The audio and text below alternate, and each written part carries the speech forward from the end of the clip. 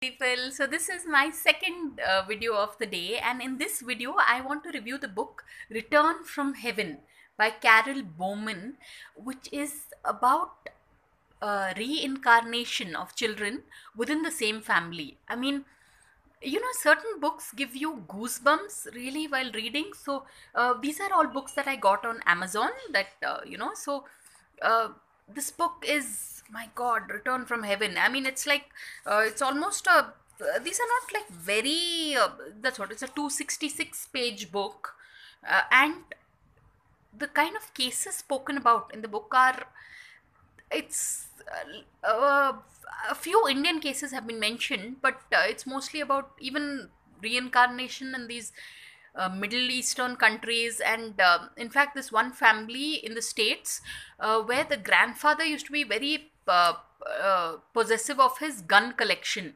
and I don't know, then he passed away through a freak gun accident, I think. And then the grandson who was born in that house suddenly just was born with the knowledge of where his grandfather would keep the guns. So it was like the family believes it's that same gentleman who was so possessive of his guns that he's come back as his grandson to kind of watch over his precious possession. So it's really amazing.